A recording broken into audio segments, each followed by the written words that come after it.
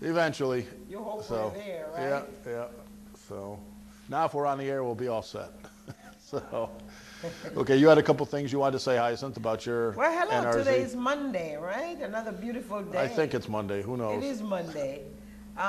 Again, I'm Hyacinth. I just wanted to do some, well, maybe just one brief, quick announcement. I just want to remind everyone the Maple Avenue Revitalization Group meeting is just coming up Thursday.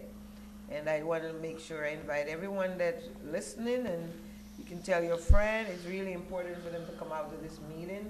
It's going to be at 10 Campfield Avenue, St. Augustine Church Hall. And we're going to be dealing with tax and reval, and what is it, reval now? And we're going to be talking about extended time for appeal. You know, if you get a tax bill that you don't agree with and you think you need to appeal, you know, they will tell you how to do it to make sure that you can get your voice heard about that. Well, that's been extended to the end of the month, right? Yeah, and so that's on Thursday the 8th, at 10 Campfield Avenue. It's open to everyone, 6 to 8 p.m. So I'm encouraging everyone to come out if you have concern. We're also going to discuss blighted property, because we need to start looking at our blighted property. You know, if somebody have a beautiful house next to a blighted property, it brings down the value of your house. And so that's why it's going to be the best interest of everyone for us to look at those property and see what we can do to help bring that property back to a tax-based property. Or if somebody living in those blighted homes and needs some help, we need to be able to tell them where they can go and get some help to help them bring their property back up to standard. So those are stuff for this, and we always deal with a public safety issue. And whatever issue you would like to bring to our meeting, we can always address it too. So that's... Hopefully you'll be here. You'll be at your meeting Thursday as a newly elected member of the Democratic Town Committee. Oh, yeah, that's something that's going to be happening. Tomorrow is voting day, guys. I know this is not a very popular election, but it's really important for you guys. If you're a Democrat, this is the race they're having in the 6th. And what other? The 3rd? Everybody except the 1st. Okay, so everybody's having elections. So if you hear about that election, please get out and vote and make your voice heard. That, you know, you want changes in some of these neighborhoods. That, you know, people are making decisions for the resident of the neighborhood, and most time they do not know who they're really serving in the neighborhood. Yeah. So I think it's really important for people to get out and, you know, voice their opinion and by voting. And we've got Jerry sitting over there. Yeah. Which that's a good point you bring up. Make sure you know who you're voting for. Right. Because it's far more important than heretofore perceived. Right. The town committee people. Right. And a lot of people don't know a lot about town committees, and we continue to kind of try to educate them about the fact town committees, their roles and responsibility is to endorse candidates for senator, president, all the way council, up to, mayors, and all your state rep and state representation. The town committee endorse them, and they go to a big conference, and those town committee people are the one that supports who gets on the ballot for the big election. Just one thing about the town committee, something I want to go into, which is an unfortunate situation here, but I think people watching need to be aware of this. Last Wednesday, myself and former state representative Ken Green had a program on from 5:30 to 6:30. We were live here, took 1 or 2 phone calls, and explained to people what the town committee is, what they do, why it's important, the voter apathy, why we need to get voters out. Just went through the whole thing. We had scheduled another program for tonight from 9 to 10 p.m. It was going to be a live program for people to call in. State Representative Doug McCrory was going to be here, along with a couple others that were going to answer questions about the town committee. It wasn't a sales pitch to vote for me, vote for Ken. Right. It was kind of a sales, because I spoke very highly of you, so it was kind of a sales pitch for you. Oh, please. But anyways, we did the program. I've got quite a few comments that it was very well received. People liked the information we put out there. A lot of people don't understand what a town committee is or what it does, and that was a major part of the program. After the program was done, right at the end, we announced that we'd be back Monday night from 9 to 10 for anyone that wanted to call in or ask us questions. Well, right after that, I was informed by Naisha McCauley, who's a staff person here, that the executive director, Billy Screws, canceled and forbid us to have the program Monday night. Was there a When- reason for that? No, well, that's when I went in and tried to talk to her. I said, excuse me, I'd like to know why our program was canceled. She started ranting and raving, threw me out of her office, said, if you don't like it, call our attorneys, take us to court. This is our station. Were you This, disrespectful no, to her? and that, well, let me jump to that part first. So anyways, as I left, I eventually found out she called the police saying I threatened her. Well, luckily, before I even went into her office, I was recording the whole incident on my iPhone. So when the police called and wanted to talk to me, I was like, Jerry, it's nothing to joke about. This is our rights to have this station are here. This is nothing to joke about. This isn't the first time. No, and I told, well, let me go on with this. So when I went to talk to the police, they said that she made a claim that I snuck into her office. She felt threatened because, I'm bigger than her. She told the cops that I was nose to nose with her, poking her in the chest, loud, yelling, using obscenities, and she felt threatened. Well, luckily I had it recorded. I played the recording back for the police, and they said, you're not using any obscenities, you're not loud, and you're definitely not in her face because we can tell from the recording, you're coming in clear, and she's distant. So they said, this isn't in line with anything she claimed. And I'm thinking, thank God I recorded this. Otherwise, chances are I could be getting arrested because she claimed I was threatening her. Well, Now, sure. Sister Trish was also there with me, and she witnessed the whole thing.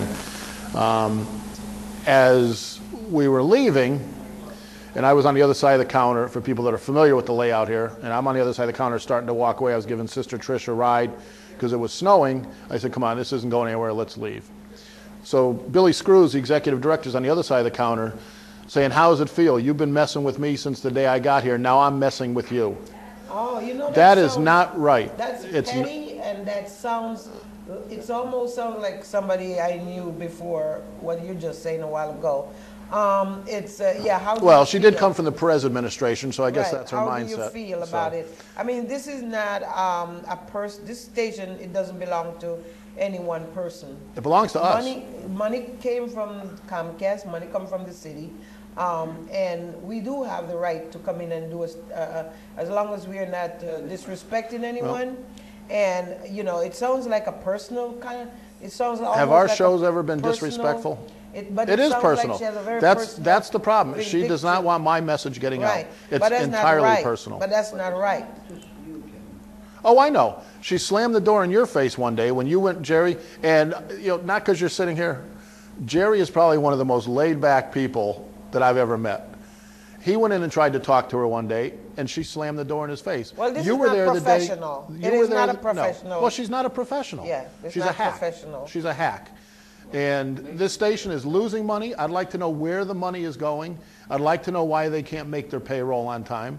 I'd like to know how much Well, they you know lost what? or made Maybe on I'm the not sure fundraiser if at the this Bushnell. this is the format for this or whatever the case may be. Well, it is because it's I getting think there information needs out be to a the people. meeting with the corporation, whether it's No, it needs to be with Comcast. and Hagtag. The board of directors here is inefficient also. They allow this to go on. They enable her behavior.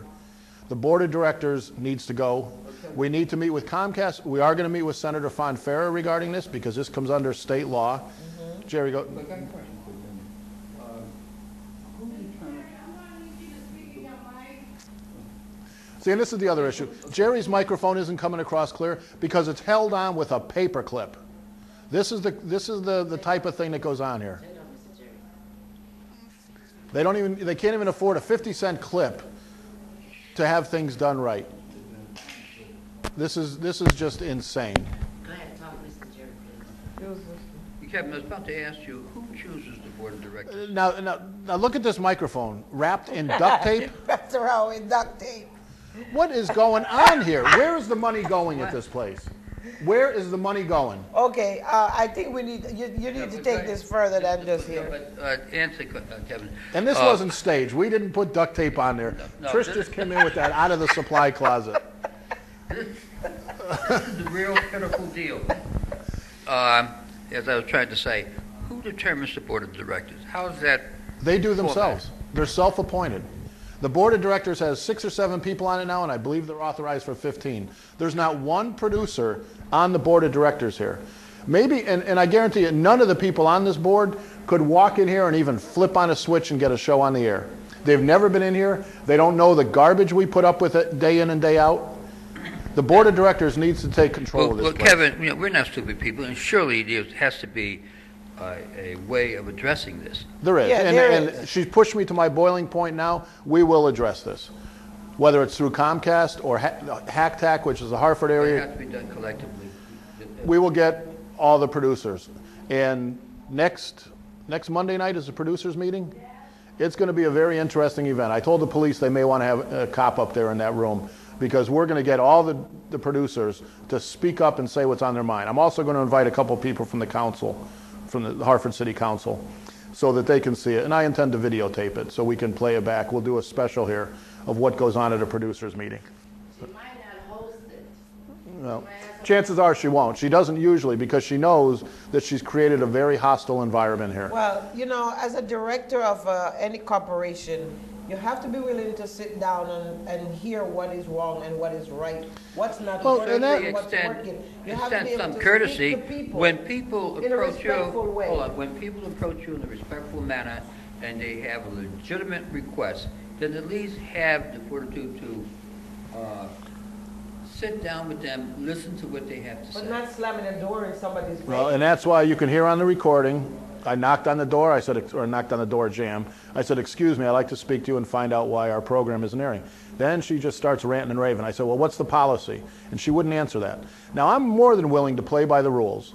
If you tell me our policy here is that we don't do live shows, fine. It's kind of hard to believe, because we're sitting here doing a live show right now. But the other part is, our show, you know, we've tried to put our show into a different time slot. They won't give us something that where people, you know, we've got our viewers that Kevin, watch us at it's- 1 o'clock. It's a personal thing. Oh, it's a definitely personal. thing. And one of my And it complaints, shouldn't be Kevin, that way. as I have discussed with you, from time to time, we would like to have people on here who cannot make it on Mondays. And we would like to, We can start recording it, you know, we can do this at my house if we have to. We can start recording our program, bring it in here, and it'll air. But the other issue is, if there's rules, I'm more than happy to play by the rules. But don't make the rules up as you go along. Our programs can't repeat, but the programs Billy Screws does, the executive director, repeat, like the inaugural ball, repeat it every day for weeks. People don't care about watching that. But because it's her program, it gets re-aired. It's not fair. There's rules, there's state and federal statutes, and they need to start adhering to them. And the whole reason public access was brought about is it's intended to be the modern day town square. If you want to go out and put something out there and put a message out, you can do it without any censorship. We could sit here for a full hour using the F word if we wanted to. And it's up to the audience to police that. If they don't like it, they don't watch. Our program, if you don't like us, you don't watch. But don't forbid us or prevent us from going on the air. Right, because that's about empowering neighborhood to do what they feel like is good, that they want other neighbors to see, you know, stuff like that. That's what public Well, I access. think part of the reason is we've developed an audience. Even if you look at YouTube, how many people watch the program online every week? We have an audience. People comment and write comments on the blog. People call us about the programs. So we have an audience. And that's the last thing she wants, is for us to have any popularity. a couple of things I want to get into. First, I would like to make known the fact that a few days ago, I changed my affiliation as far as political party. Wow, you're a I- What are Democrat? you working families now? Kevin, I'll call a taxi for you. Get you They, over, do- they must have, get you over the they 400 doubled the Washington size Street of their real party quick. in Hartford, Jerry. No, I sat down with some Okay, just people. let me finish one before we go into this. So anybody next week, along the bottom of the screen, will be scrolling the phone numbers of Billy Screws and the executive, she's the executive director, will be scrolling the phone numbers along the bottom and the names of the board members, as well as ways to contact Senator Fonfara, John Barrios from Comcast, who's in charge of government affairs, and a few other people, the mayor's office, Sean Wooden, the council president. Those will all be going across the bottom of the screen next week if we don't get this resolved. So, please do us a favor. If you like watching our program, if you like the other programs on public access, please call the people we put on the screen next week and make your opinion known. Not so much to the executive director here, but Senator Fonfara can play a key role in this, John Barrios, and Richard Ostap from HACTAC, which is the advisory board and has definite authority over this station. So that'll be on the screen next week. Jerry, go ahead. Okay. Additionally, I'd like to bring to your attention something I discovered last week, and this will impact many of you. It pertains to medical issues. If you, in some cases, if you go to your doctor... Don't lean back too much more. You'll be going out of the shot there. So. If you go to your doctor in some cases, for one thing, and while you're there, he discovers that you need to be treated for something else. There's a form that states that they have the right to charge you for a second visit, although you only visit, it's one visit, but they're charging you because they're looking at you for the new discovery that they're going to charge you double, like a second visit they're going to charge you for. This is well, ridiculous. you're using their brain more. The doctor has to think more as to what's going on. So, No, I have a problem with this, well, yeah. And if this, I made it very clear to my physician that, no, I'm quite sure there's others whose policy may be different. Well, it's definitely... You're not going to charge me twice. Healthcare is a huge business now. Oh, yeah. And it's they're not looking... about the person, it's about the money. It's about the that money they and the insurance. Yeah. It's interesting, if you tell a doctor, my insurance won't cover this, that bill goes in half. If you're going for blood work and you tell the lab, I don't have health insurance, 45% off. So half of what is being made or what you're being charged for healthcare is because of the whole insurance operation. It costs the doctors more. The insurance companies are making their money off of it. No, Kevin, I have 3 insurance coverages, and I think they have a field day when I walk in. Oh, yeah. They Yeah. know you have the money. Well, it was in this morning's Current. I believe the CEO of Cigna had his compensation for last year, $12.5 million. Whoa. Now Whoa. that tells you the mess that our healthcare system is. A guy running Cigna makes a lot more than the President of the United States. Of course, double. No, a lot more, like Double. President, what, probably 20 times. Double. The president, I think, is 400 something a year. 400,000, okay. 400,000, almost half a million, but not quite. Although he gets a jet, so. That's sad, though. Well, that's the state. And maybe in the upcoming weeks we should do a program on this. Try to get somebody either from the legislature or maybe Senator Blumenthal next time he's in town. Yeah. And you talk know, maybe about the on a state of Monday he healthcare. might be able to come because he probably go back to We Washington. can tape it at another time if we have to. I'd like to be able to have people, call in.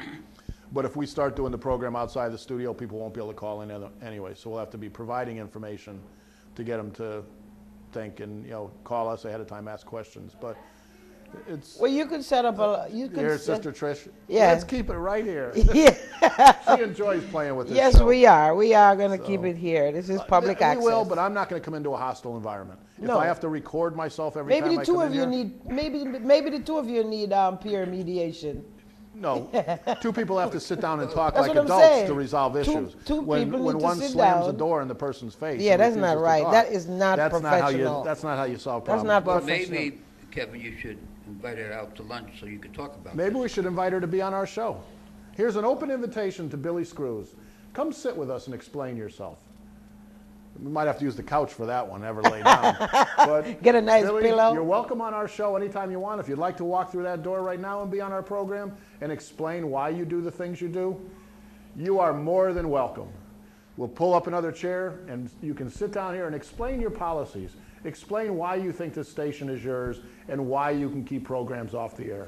And it's really important in the best interest of you, the station, and the community to work with everyone in the best interest of everyone. And that okay? invitation goes to any board And member this- that has the guts, as- which I know they don't. as we Any s- board member that has the guts to come and sit down here with us, As you're we welcome. all say, I can understand if they did their own fundraiser and collect their own money and they did not have to depend on the city and Comcast for funding, then we could perhaps understand why they are, but we are public access, we pay our tax bill, we pay our Comcast bill, every time we pay Comcast bill, they get Well, a dollar more. I started to get into that before, but public access across the country was created through federal legislation.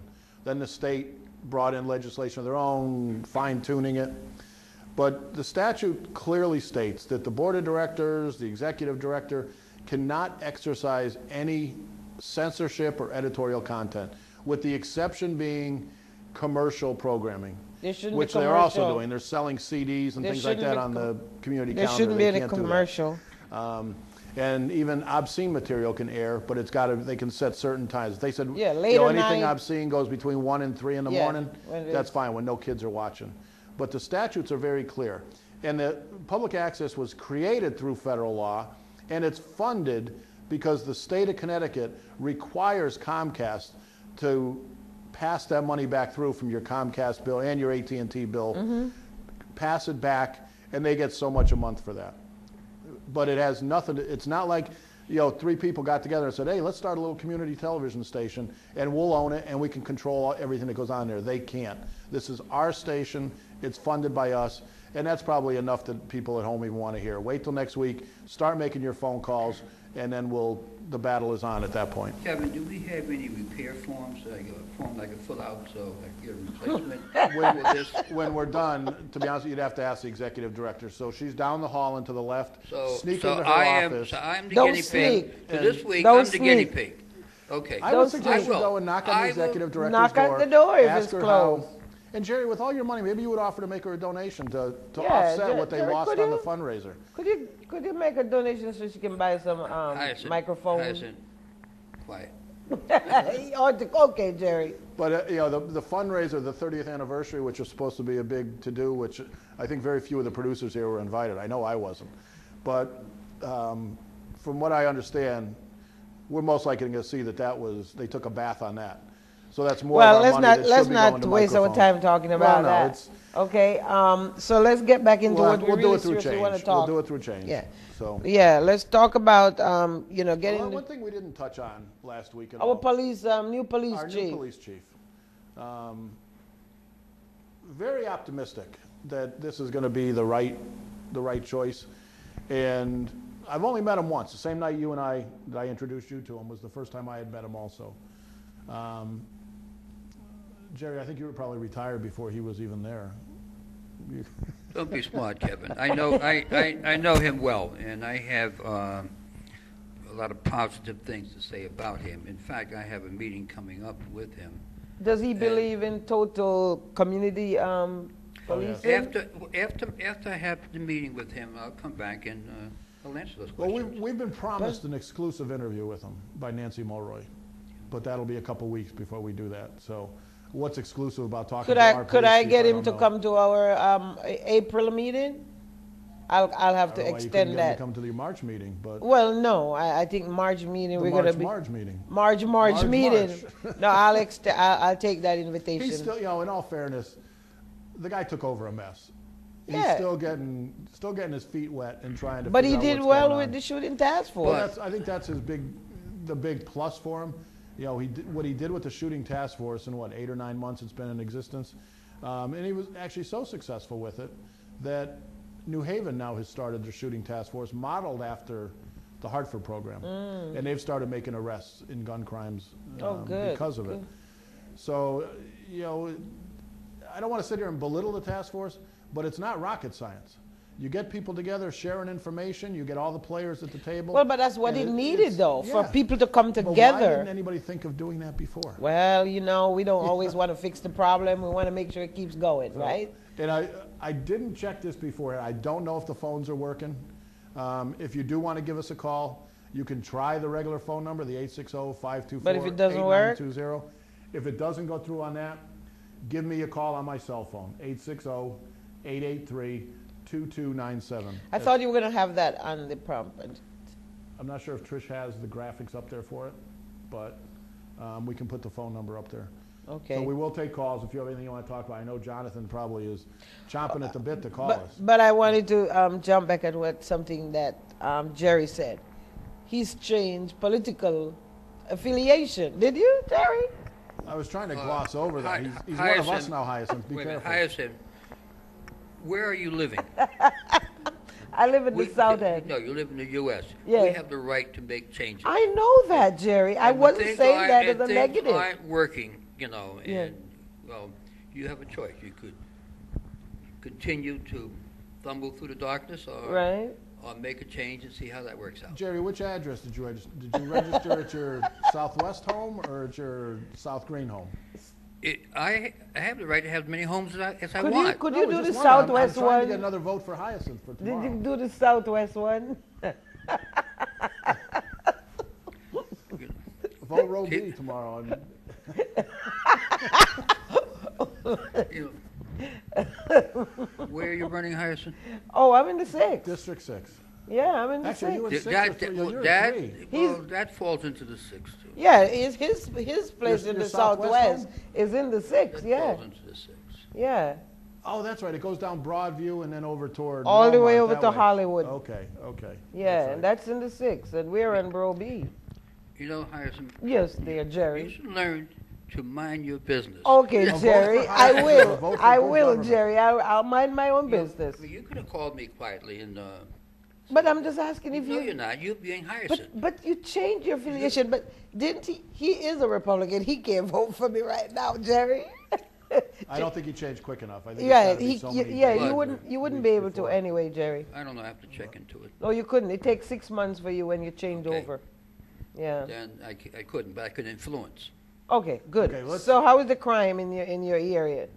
Are you still hearing shooting at nights and stuff? It's him Should shooting I- out the window. Is that you? Is that you, Jerry? No, That's why they put Okay, the shot. I should. He's got shot spotter sensors all around his house. They can pinpoint it.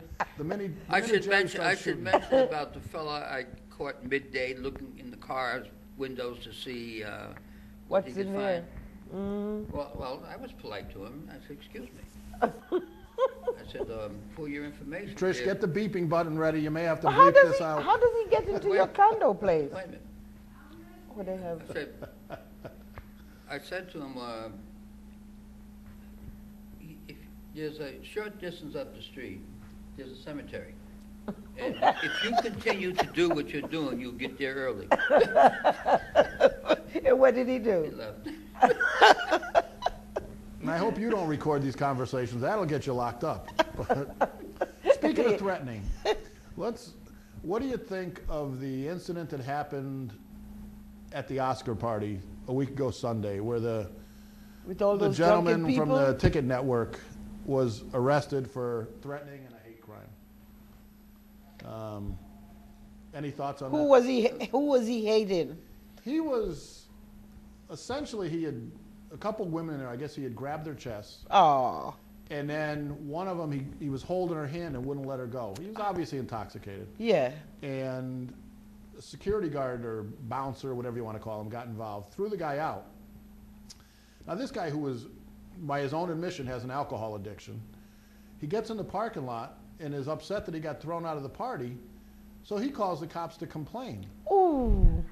And then Now he. this is like somebody coming in Let's to buy smell. drugs and say, the drug dealer robbed me, they didn't give me my crack. Yeah, but don't laugh. Those Oh, things it have happens. happened. I know, it happens. So this guy calls the cops and says, the bouncer was rough with me when he threw me out. I want him arrested.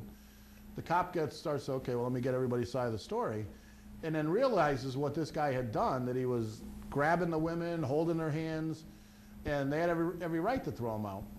Well, come to find out, as the security guard is throwing him out, the guy turns it into a racial thing by using some choice words directed at the bouncer, who was black, and gets arrested for a hate crime and for threatening and breach of peace and a few other things. Now it turns out that this Donald Vaccaro was in the process of getting $6.5 million from Governor Malloy Whoa. for his business in South Windsor, Ticket Network. Wow. So that all Went through the fell drain. apart real quick, and the next Wow. morning, a couple mornings later, he announces that they're backing out of the program. But the governor, the night before, said they were Decide. reviewing it to see if he's the type of person. Oh, here's our first caller. Hold on one Who's the second. first caller? Are you there, Jonathan? Oh, John. Okay, go ahead with your question. Okay, Kevin, last week when you did your special program, I guess towards the end of the program, I was trying to ask you a question about how Blue Black Square was developed, which I think is a very major development project. And there's a lot of planning going on in Hartford with Upper Albany Avenue. They have the New Artists Collective Center. They have the YMCA. Do you see any possibility that you can see anything brought into Hartford on that magnitude, that has the type of impact that Blue Black Square has been able to produce? And I guess for you, Jerry, seeing that last night there was a terrible crime that took place with the student from Trinity College, and people in that area, Jerry, have been indicating that there's a lot of problems that the students are being dealt with, being affected towards crime. And I think, Jerry, in my opinion, and I could be wrong, I don't think Hartford is prepared to deal with the up-and-coming spring and summertime when crime usually gets a lot higher than it does in the wintertime. So do you think crime, because you've been advocating for many times, Jerry, that crime is a major problem, do you think what took place at Trinity College kind of brings to light how seriousness or how serious crime can be? Well, we'll touch on the Blueback Square first.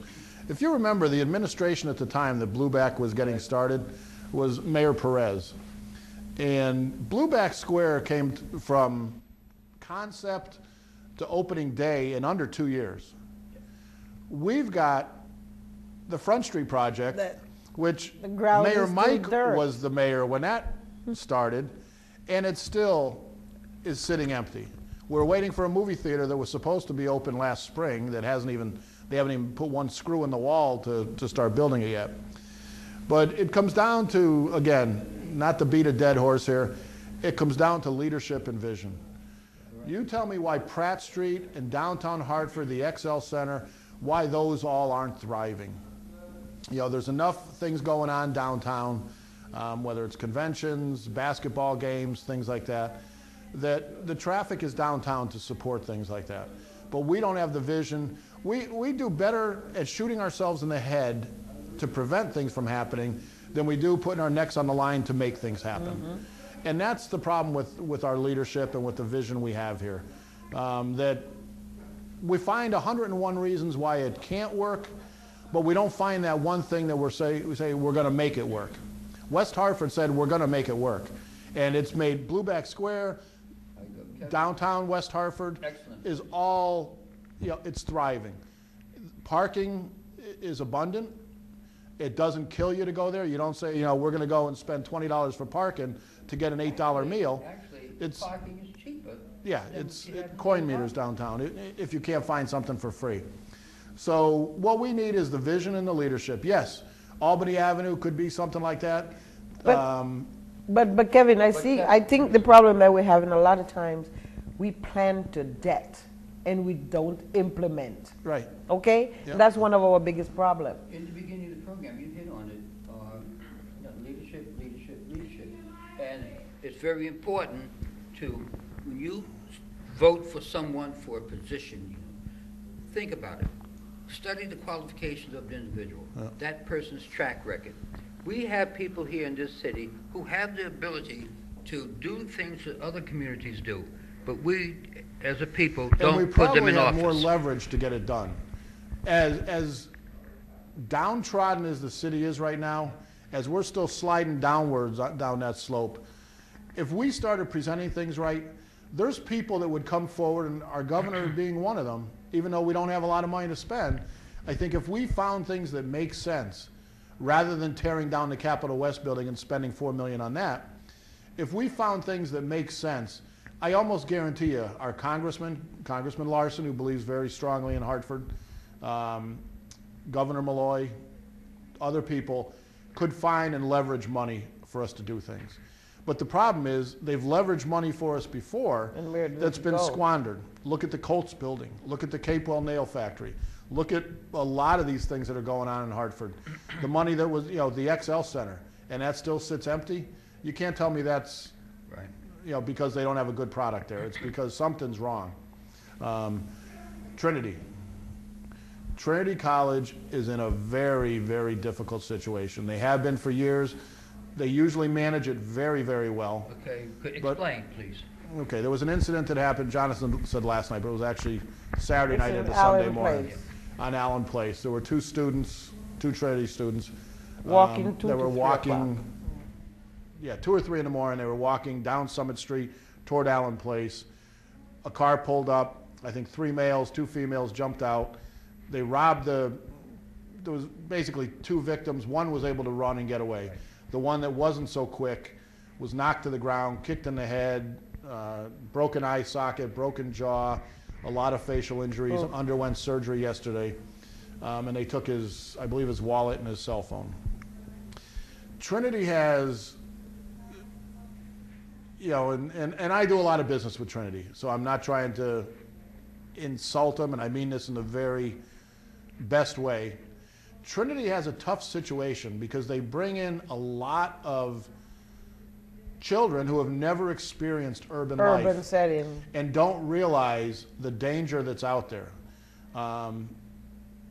Trinity is an oasis in the middle of a crime-ridden area, and it's a very difficult situation to get kids to think. You've got to be very aware of your surroundings. Yes. You don't go walking alone. And those kids should be in a little bus, those little Well, transit there are bus. shuttles. Those kids and you should can have call been on campus those. safety and say, Yeah. I'm at the library. I need a ride back to St. Anthony Hall, which is across campus. Mm-hmm. Trinity Campus Safety will come pick you up and escort you. So, but kids being kids, and we do the same things. I'm not afraid to go there. I have my wits. I know what's going on. I'll walk through there. If you're going by yourself or you're walking 1 or 2, and especially if you're female, you're just sending out the message, we're prey, come rob us. And this was a very unfortunate situation. I think the media is hyping it up Oh yeah, they always do. where it's like, They always do. there was a couple parents quoted, or one parent quoted this morning, that if we knew this was that bad, we would have never taken the acceptance letter and we would have never sent our child to Trinity. Oh. Trinity is a Trinity great is a great education. place. There's to a be. certain Great campus. responsibility those students have. They should have some idea what's going on outside But of they are that campus told area. anyway. They're told that Well, I think- before. I don't know how frequently they're told. They're told. Or told by Well, whom. I'm sure things like this are an eye-opener also. It's a terrible way to realize what goes on, but you've got to be aware of your surroundings. And with that being said, Trinity is in a very tough position because every time they talk about closing an entrance or closing a street, the community gets up in Somebody arms. starts Oh, saying they're something. they're elitists and they don't want us walking through their campus. Well, they've got an obligation to keep their students safe.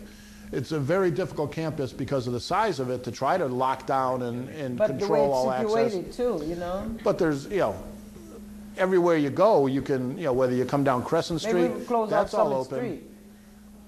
I don't know how you would benefit by that, though. Yeah. What But they could do to enhance their coverage is implement a few cameras, in key spots. They said they were putting lights, more brighter lights. Well, and they stuff said they had like that. repair orders they put in this weekend for over 300 streetlights. Wow. I can't imagine. The place must be totally dark at night with 300 lights out. It's kind of sometimes. Unless they're going to though. upgrade to different bulbs and things like that. But Trinity's done a lot as far as, the emergency phones around campus, their presence of the campus safety officers, they're very visible.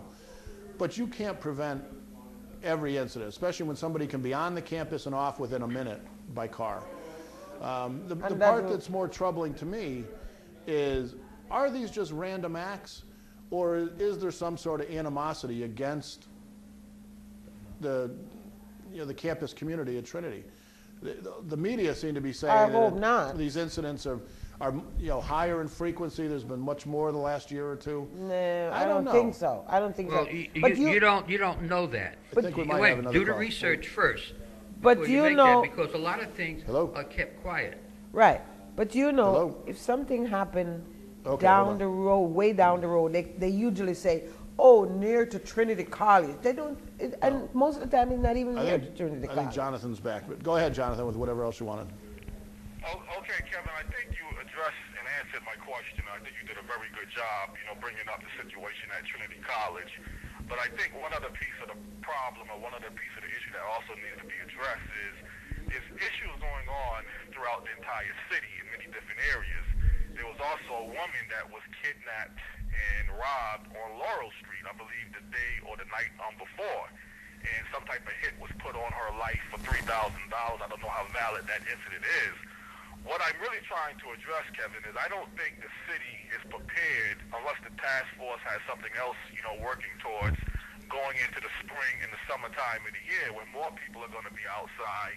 Criminals are looking to prey on any particular opportunity that they get. And longer days, warmer weather, more people visible gives criminals more of an opportunity to, provide that link towards committing crimes. And I think this is a major problem, Kevin, that many residents have been dealing with for a very long time. And I think with this up-and-coming Democratic Town Committee election, which I think is going to be another dismal turnout, there has to be at some point a way, I think, to try to make our community safer. And I guess you got to deal with other factors too, unemployment, drugs, and guns, and other factors too. But I think if your residents are being affected by crime throughout the day, many crimes you don't even hear about. Yeah, Kevin. let us answer that before we run out of time. Let us just answer that. Oh, okay. Okay, thanks. I think Jonathan makes an excellent point there because, and again, I don't want this to come across in the wrong way because anybody that has their eye socket smashed and their jaw broken, that's a terrible thing. But it happens to be Trinity students. The media can just spin that and get viewers to watch because, next thing it'll be, some big attack on Trinity or something like that. Maybe it might be And I'm not trying to trivialize this because it's a CNN terrible News. event. But we have people shot and killed on a regular basis in this city that's just barely a blip on the news. When we start treating everybody equally and realize that crime is equal across the board for the most part. Some people, because of their status with money or whatever, are more likely to be a victim, or if they're a victim, you'll get more out of them. But it doesn't trivialize what happens every day in our streets. I'm a little skeptical about the woman who said she was kidnapped and everything. We'll see where that plays out. But I think it's the type of thing that I think we're going to have a good spring. If Chief Ravella uses his expertise, I think we're going to be in decent shape. Oh, we got another caller. This is another familiar one here. Hopefully he's calling to talk and not just... Hey, Kevin. Hey. I think Jonathan is exactly right.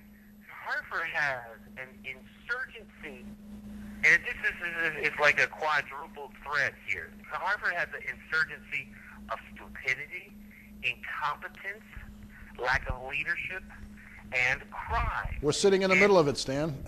I beg your pardon? We're sitting in the middle of stupidity, ignorance, and incompetence, or whatever your other word was. I try to use analogies that people can easily wrap their heads around.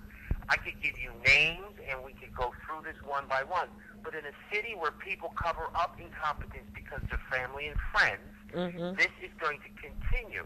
And until someone gets very serious about making some serious changes in Hartford, this is just going to get worse. And it's going to come to a place where the state eventually is going to have to take over the city.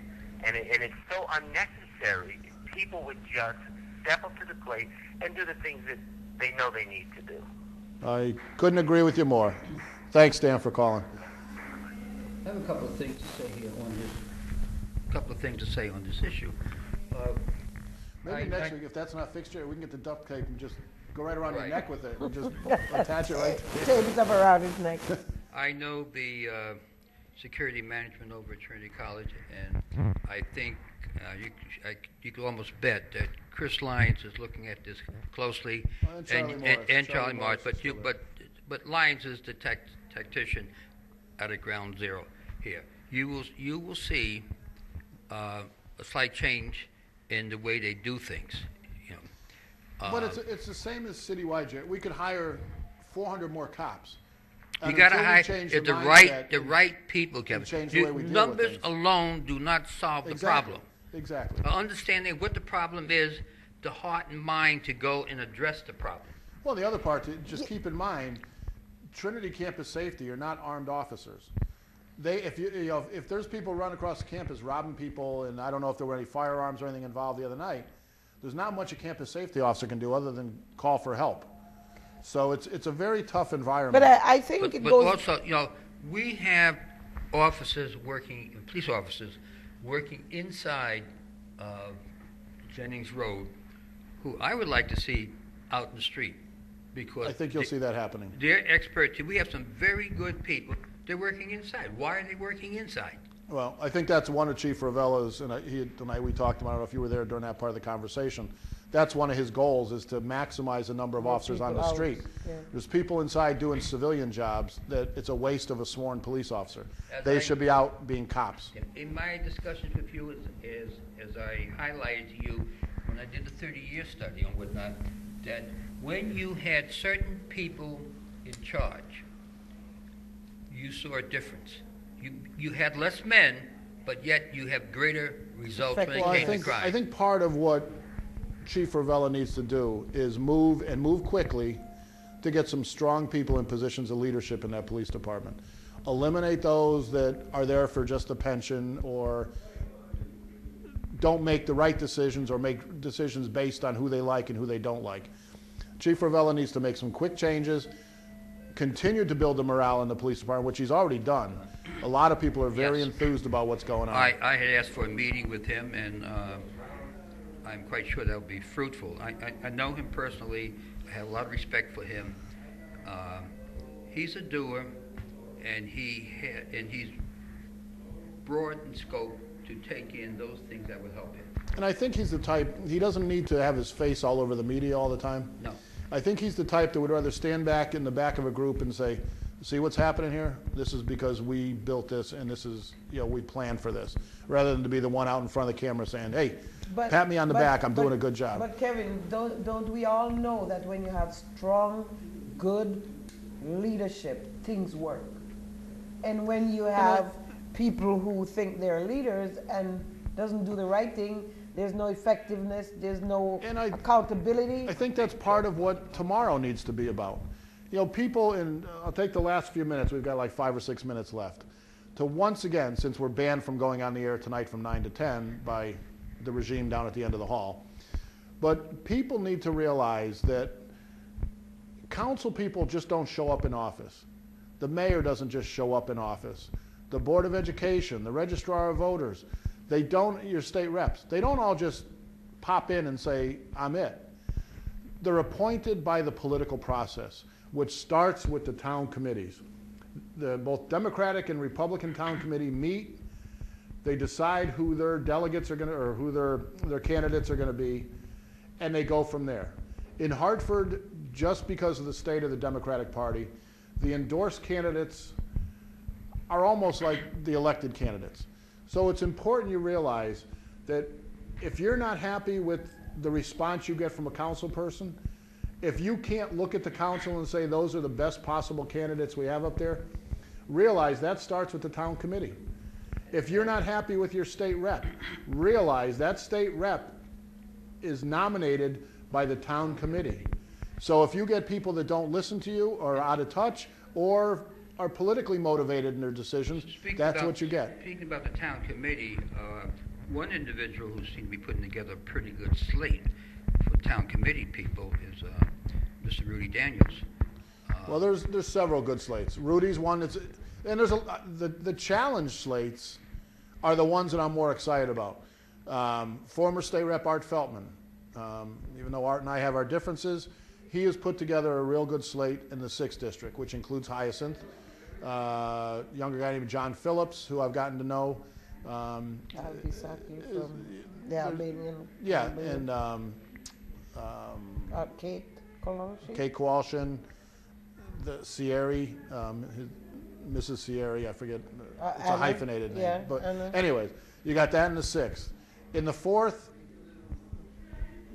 there's good on both sides. I think that's going to be a real battleground in the 4th. Sierra's a good person. What? Sierra. It's his wife that's I running, know, not the I know. firefighter. But in the 5th district, almost irrelevant because of the size. It's by redistricting that has been cut down to like 5 or 6 members. But it's an election that people can have a little bit of influence on what goes on in the upper north end, northeast corner of the city. The 6th is where you are, which I mentioned. And then the 7th has a tremendous slate. Doug McCrory, Ken Green, who else? Oh, I'm on that one too. Yeah, right? So that, I would urge you to vote row B in the 7th. But, Get to Or your we'll be in the 6th. Tyson, get to your eraser. no, but, you know, Jerry, in all seriousness though, people know if you want somebody that's gonna speak his mind and make a difference, it's Hyacinth Yenny, it's me. Doug McCrory has been a good state rep. Ken Green's a good guy in the, former state rep in the 1st. Now by redistricting, he's in the 7th. There's several people on our slate that I'm very excited with. Some of the people, I mentioned John Phillips, he's relatively new to the whole process, but an intelligent kid, Yep. speaks his mind, very ethical from what I've seen. And that's what we need And to it's- do. We need to bring Yes. some young people back into the process Yep. because we've gotten, you know, so far away from getting young people involved. So we wonder what's going to happen, you know, to these older people that's involved with And the if, politics. and if you want people that on the town council that are going to be responsive and listen to you, then you need to get people that are going to hold them accountable and say, you know, you want our nomination from our district for state rep, or you want to be on the city council? Where have you been? What have you done? Let's ask you a few questions, and not just say, oh, you know, he's a friend of so-and-so, and state representative so-and-so is pushing him, so that's the guy we want on the council. So we've got to open up the process. It's got to be much more transparent so that we're putting the best possible candidates out there. We're getting the call for 2 minutes, so we'll take about 30 seconds and then have Trish do our credits. But thank you again for watching us. If you're not sure where you vote, call 311 and ask for the registrar's office, give them your address, and they'll tell you where you vote tomorrow. It's supposed to be a beautiful day. It's supposed to be up in the 50s, I Right. think, tomorrow. I know So- in the 6th that we have the Metzner Center on Franklin Avenue. We have the Bachelor School in Southwest. Well, We have citywide, they've all been Kennelly. changed, Yeah, well, so- we have Kennelly Yeah. and White Let me- Street, and we have 830 Maple Avenue. Okay, and then let me say this, Kevin and I had spoken, and I had voiced what I plan to do is to bring some interesting people here, some in the medical field, some in other areas that, Would you bring somebody for next week? So, okay, that's about it. We're out of time. Trish, go ahead with the credits there. Okay, have a good day, everyone, and be advocates for your First time city. we're on time, 1 minute. Be an advocate for your city.